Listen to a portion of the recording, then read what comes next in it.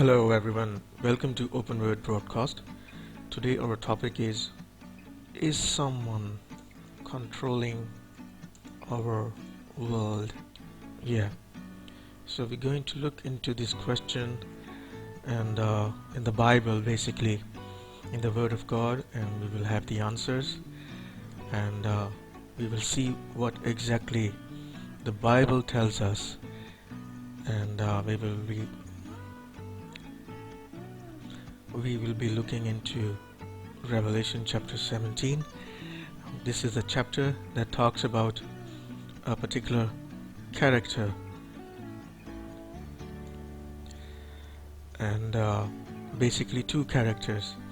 One is the harlot and the other one is the beast.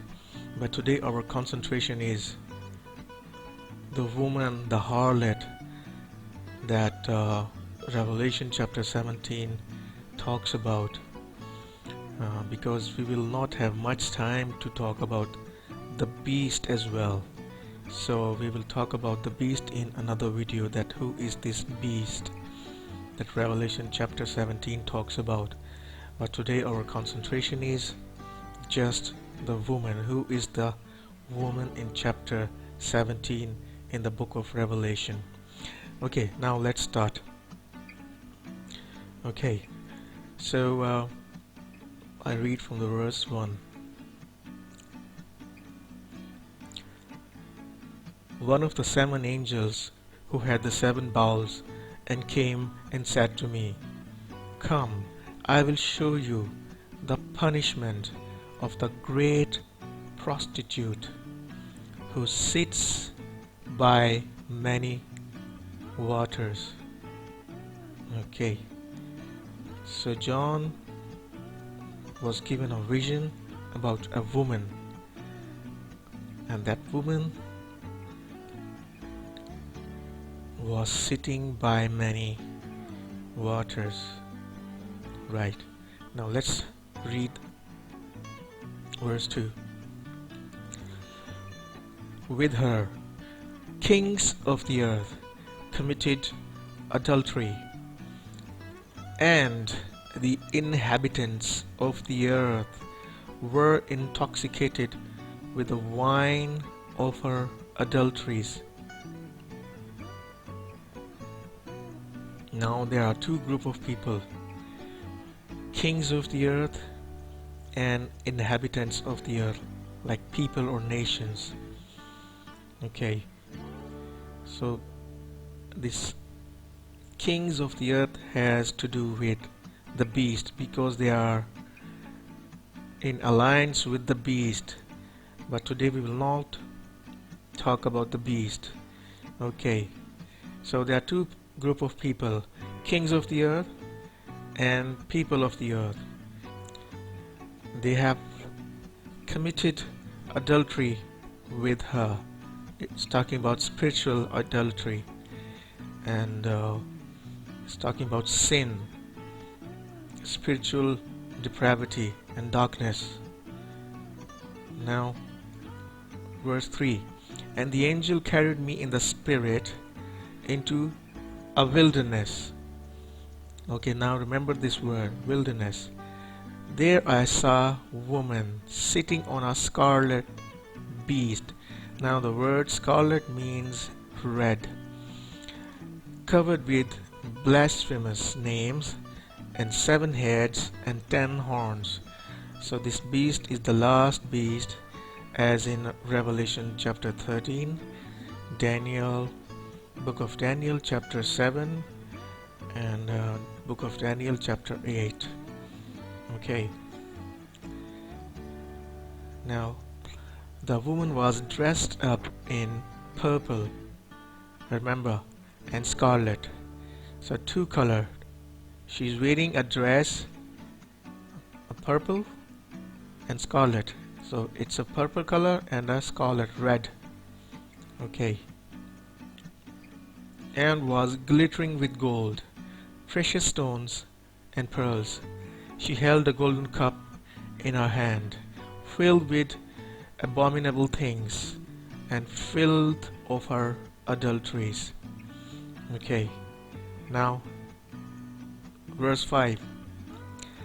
The name written on her forehead was a mystery. Remember this word, mystery.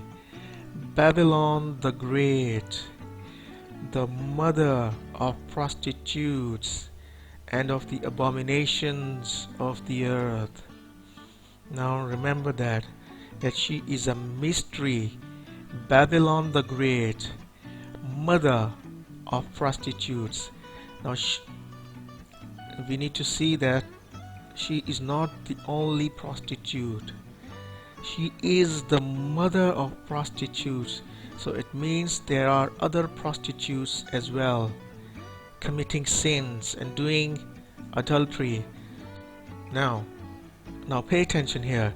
I saw the woman was drunk with the blood of God's holy people or saints, the blood of those who bore testimony to Jesus. So basically we are reading that this woman has to do with killing of God's holy people and Christians or followers of Jesus Christ. Okay, so we need to remember that. Okay, now verse 7. Then the angel said to me, why are you astonished? I will explain to you the mystery of the woman and the beast she rides, which has the 7 heads and 10 horns. Now here again, the angel is telling that he's going to explain the mystery of the woman, the secret of this woman. Who is the woman? So the scriptures want to tell us as well the identity of this woman, this prostitute, that who she is, and the beast, but we will concentrate on woman. Okay, now let's find out first that what is the wilderness. Now we will use basic principles of interpretation, and we will be looking into context. Now what is a context? Context means, so the context is reading the verses before a verse or after the verse, or reading the full chapter or other chapters as well, and the whole book as well. So this is the context. And secondly, being faithful to the information provided in the chapter or in the verse, and all the interpretations. Sometimes the scriptures give us their own interpretation, and we have to rely and trust those interpretations provided by the scriptures itself. And often scriptures give meanings and interpretation somewhere else in the scriptures or the other parts of the scriptures. So we need to trust those interpretations and meanings. So we will keep the good practice of context and relying and trusting the meanings provided in the scriptures. So this is what we are going to do. So the wilderness. So what is the wilderness? The wilderness means people or the world. She is in the wilderness. Now how do we know that? Okay, so we have to look into Revelation chapter 12. Let's find out. So what this wilderness is. Now chapter 12 deserves another video, but I'm just going to show you what does the wilderness means. Now in short, I'm going to tell you that in chapter 12 it talks about a woman, and this woman is Israel. I don't have time to explain it now, but that woman was fled to the wilderness. Okay, why she was fled? Because she gave birth to a child. Okay, and who was that child? In chapter 12 it talks about Jesus Christ will rule all the nations with an iron scepter, and that's only one person, that Jesus Christ. And who gave birth to this child? It's Jews, Israel, because Jesus Christ was born in the tribe of Judah. He was a Jew. So, yeah, okay. Now, she was fled to the wilderness. And why she was fled? Because the dragon, the Satan, wanted to kill the child first, and then he wanted to kill that woman. So what happened? She fled to the wilderness. Okay, so wilderness is what? It's people, it's world, nations. Now see, when we were reading chapter 17, Revelation chapter 17, we are coming, we were reading words like inhabitants of the earth and the waters. They also mean people and nations. So this woman has to do with people and nations, and she's not only present in people and nations, but she's also sitting on the people or nations. We will read in short. Okay, so in short, we know that this word wilderness means world or people. Okay, let's go back to Revelation chapter 17. Okay.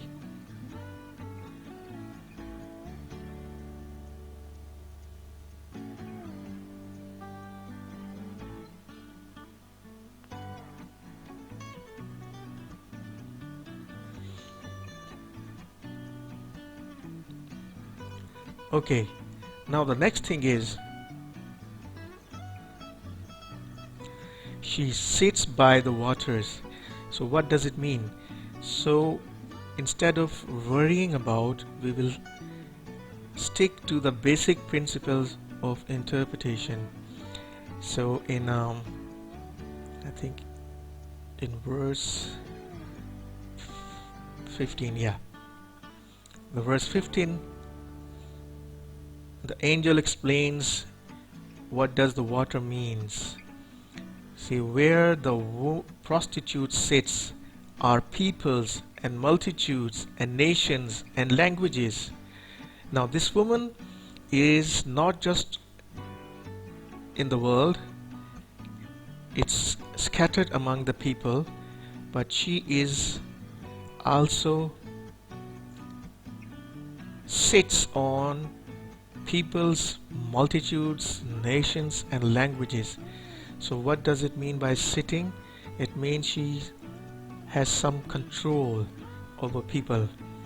When you sit on a person or a horse or an animal, it means that you are controlling the person or the animal. So sitting means controlling people or ruling people.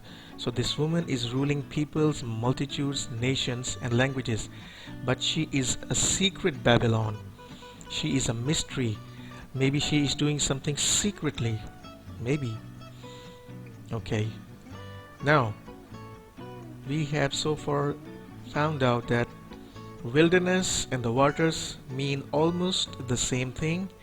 It's about the world, it's about the people and the nation. So this woman is controlling or ruling the nations and the people of this earth or this world. Okay. Now the next thing is she is a mystery. So mystery means a secret. Now it means to shut the mouth, to keep it silent, secret.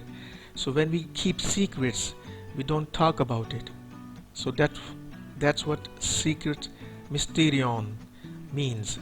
Mystery, to shut the mouth, secret. The idea of silence. Okay. So she's a secret. Right. Now, and she's got a name, Babylon the Great. Now if you read the Old Testament in Isaiah and in Jeremiah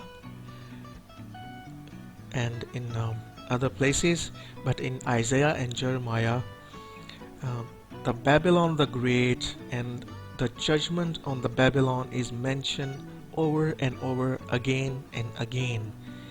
So maybe I will give you scriptures some other times, but Old Testament is full of that. So particularly in Jeremiah, if you read Jeremiah, and now chapter 18, if you read chapter 18 of the book of Revelation, you will see it's a full length chapter talking about the judgment, talking more in detail about the judgment and fall of the Babylon.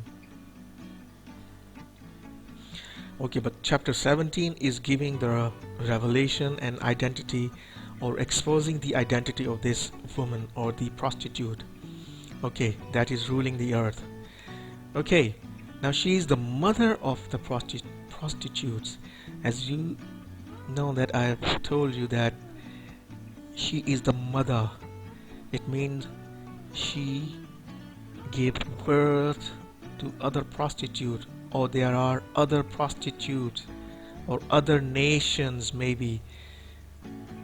So prostitution is referring to sin, spiritual idolatry, rebellion against God, or disobedience to God, living in sin and disobedience to God, something that is abominable to the Lord, something detestable for the Lord. So in general it's talking about the sin. Okay, right. Now there's another interesting thing about that woman. She is dressed in purple and scarlet. Now scarlet is red color, as you can see on the screen. I'm hovering around. This is the red color, that's scarlet color. Now the purple is, you know what a purple color is. I want to show you something really interesting about the purple color and its meaning. I just found it on the internet, and it's really interesting, the meanings of the purple color. Okay, so basically our context is the woman, this harlot. We are not like, I don't want to give you a bad feeling about the purple color or the red color, because we are reading the Bible, and we want to know about this woman, and it's about the woman. So if you happen to like the purple color, don't worry, it's just a color, but our concentration is the biblical text and why she is wearing this purple color and what could this mean. And she's wearing purple and scarlet. Okay, but now let's look what the purple color means. Okay, combines the calm stability of blue, fierce energy of red. Now if you know that when you combine blue and red, it becomes purple. Okay, the color purple is often associated with royalty, nobility, luxury. Remember these words, because when you read chapter 18 in Revelation, you will find these words maybe. Power, remember, ambition. Okay, purple also represents meanings of wealth, extravagance, creativity, remember, wisdom, dignity, okay, and so forth. And there is another one, pride, mystery, independence, magic. Remember these words, pride, mystery, magic. Okay, so this purple color is associated, or it represents, okay, it has other good meanings. So don't worry about if you like purple color, because we are talking about this woman and why this color is important and significant. Okay, another one, here it goes. Purple is associated with spirituality, the sacred higher self. Notice this one, higher self. If you happens to know that the prosperity gospel and modern day tele-evangelist or American preachers or American gospel, you might have heard these terms. So they talk about self, narcissistic, talking about yourself, improving yourself, self-image. Okay, today we don't have time to talk about this, but this is interesting. Higher self, passion. Now notice this one. Third eye. Oh my God. This is really, really creepy and really interesting. So you might know that what third eye is, and I leave this to you to think about it. Okay, so that's enough because there are many other meanings. We don't have time. So that's really interesting. This woman is wearing purple dress and scarlet, red. Red also has to do with prostitution color, and I leave the research to you, that if you can look the word red color and find out the meanings and why it's associated with red, woman in red color. I just leave you the clue. Anyways, I'm moving forward. Now she's riding the beast, but as I said that I'm not going to expose or explain the meanings of the beast. Maybe I will do it in another video because today we don't have time. Now let's go to the clues. Who she is. Can we really know the identity of this woman? Now, if we remain faithful to the text, to the scriptures, to the basic principles of interpretation and context, we will find the clues here. Verse 6, she is drunk with the blood of the whole God's holy people and the blood of those who bore testimony to Jesus. So he's talking about the saints and Christians. So she's drunk with the blood. Okay, she has to do with the killing of saints and Christians. Okay, right, now we will look into Matthew chapter 23 and verse 37. Now this is a quote by Jesus Christ.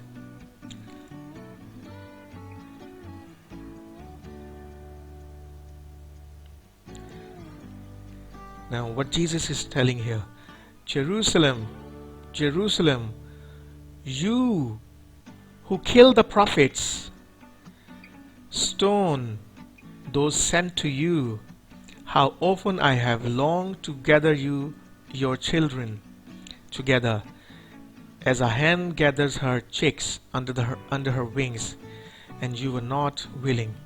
Now basically Jesus is telling that Jerusalem, Jerusalem, you kill the prophets. Okay, so who kills the prophet? Jerusalem. Now Jerusalem is a city, and city don't kill people. It is the people. So Jesus is telling Jews, the Israelites, that you kill the prophets. Okay, remember that Jerusalem is a city, and city doesn't kill people, it's the people. So what does this word Jerusalem is telling us? Is talking about Jews. So it's not talking about New York or any other city. So when we read Jerusalem, it simply means Jews. And the same thing is repeated in Luke chapter 13 verse 34. So because it's the same verse, so I will not go to Luke. Instead I will take you to the book of Acts chapter 7 and verse 52. Now in this chapter, if you know Stephen, he was the first Christian martyr, and he was killed by the Jews. So he gave his last speech or testimony or sermon before he was stoned to death, and he said something about the people who were stoning him. or we're going to stone him. Acts chapter 7 verse 52. Was there ever a prophet your ancestors did not persecute? He's saying the same thing in a different way. They even killed those who predicted the coming of the righteous one. Now what Stephen is saying here, that he's talking about Jews, that their ancestors, they persecuted the prophets or killed the prophets, and even killed those prophets who predicted the coming of the Lord Jesus Christ, the righteous one. So here is another confirmation that Jews and their ancestors are involved in killing of God's people and prophets. Okay, now we will go to Revelation chapter 11 and verse 8.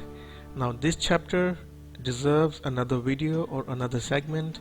It's about two witnesses, but we are going to focus on verse 8 because it talks about a great city. Because in Revelation chapter 17 verse 18 it says that this great city is the city that rules the kings of the earth. So that's another identity of the woman. It is called the great city. Now in chapter 11, what is a great city? How do we find out the meaning of the great city? What this could mean?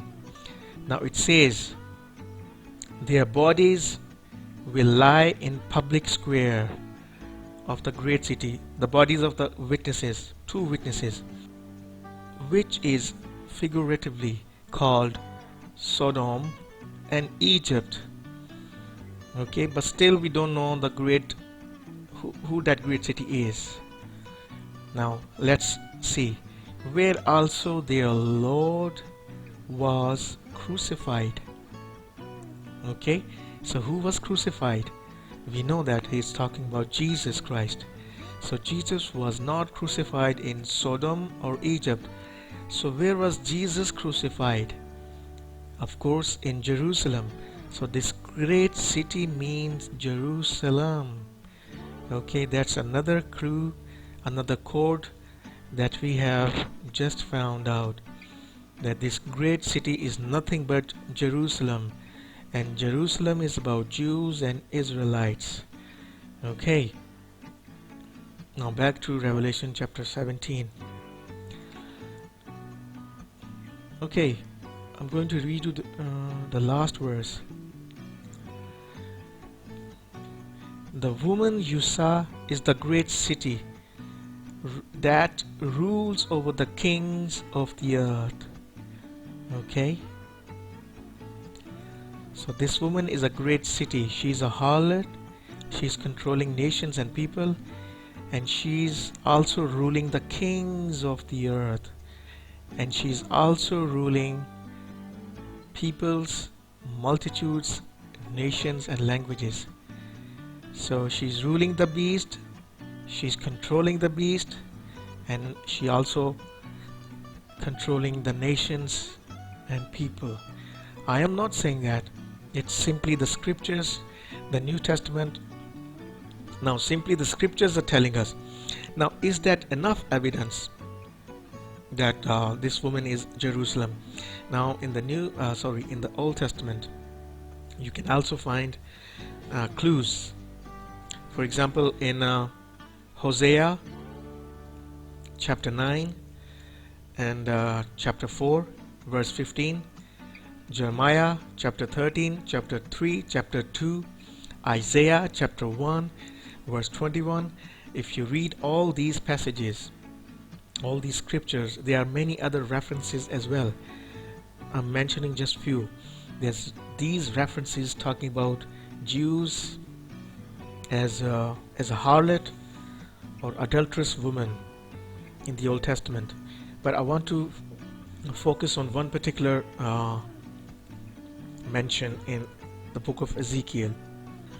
Now, in the book of Ezekiel, chapter 16 and chapter 23, they talk about this prostitute. So I will skip chapter 16 because it will be very long segment, so I will just jump to chapter 23 instead, and you will be surprised to find out things here.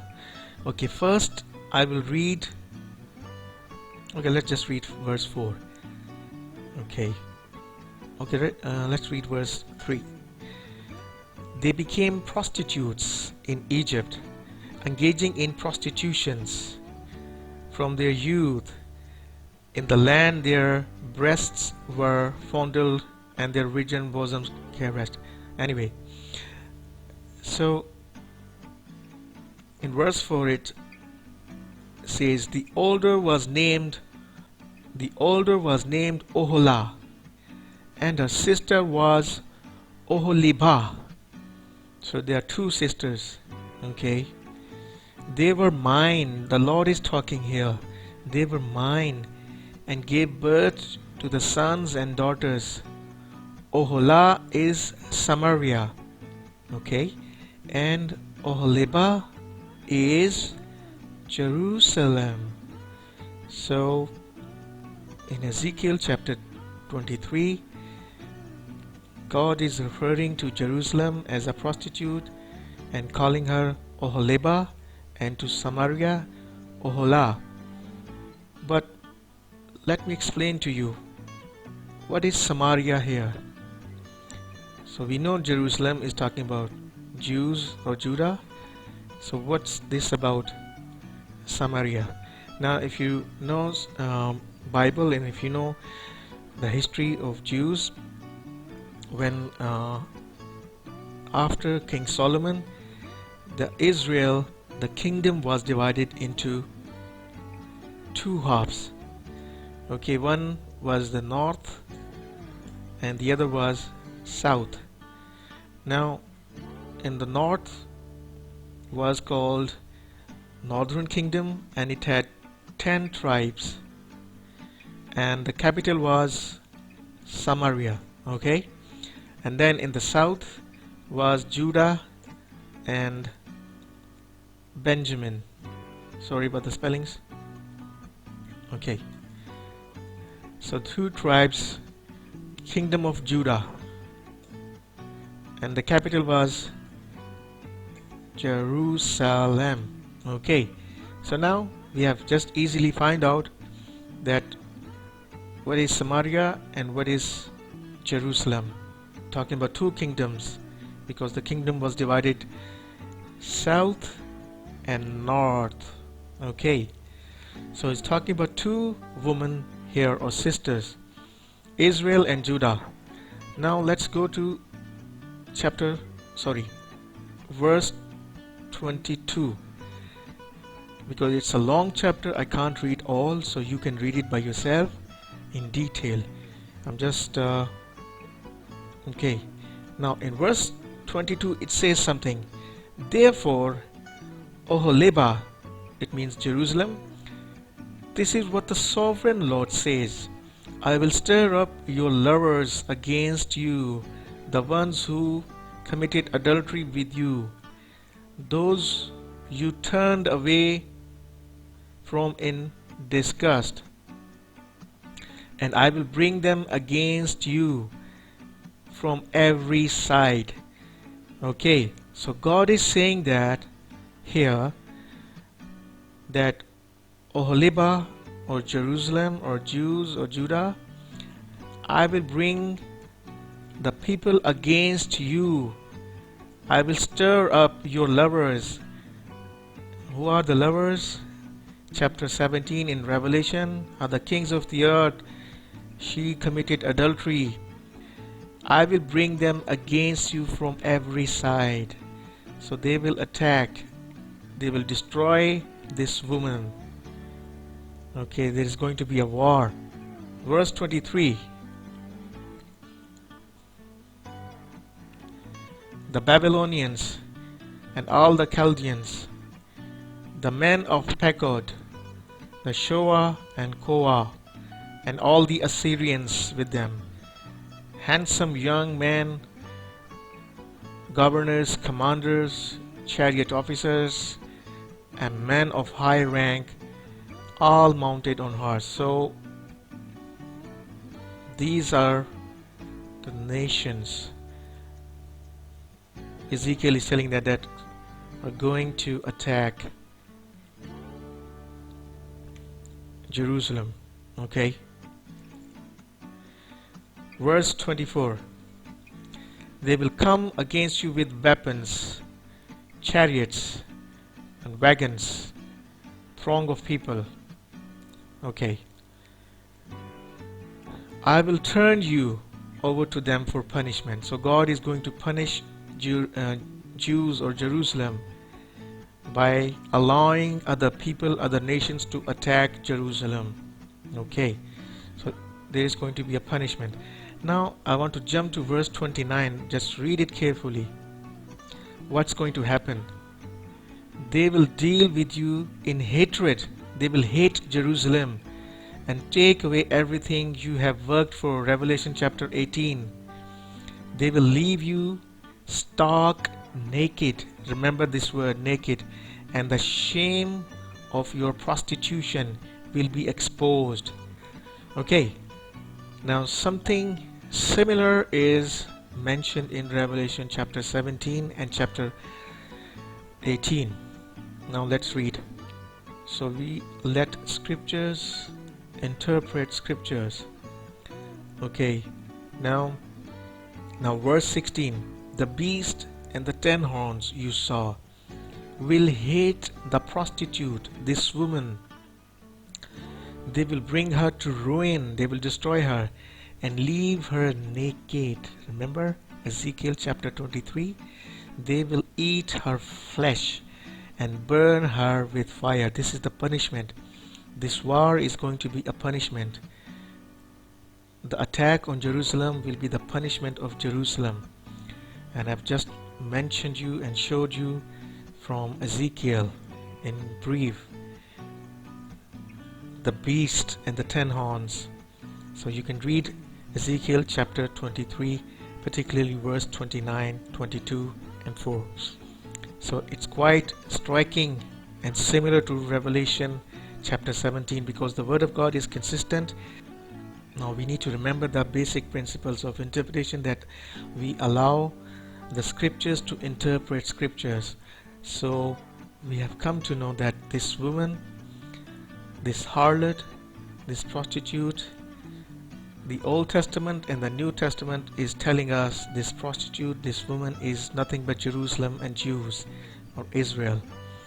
Now, since we have come to know from the scriptures that this great city, this great harlot, and this woman is referring towards Jerusalem, the scriptures are telling us. So, but we need to look at the bigger picture. This is not just about Jerusalem.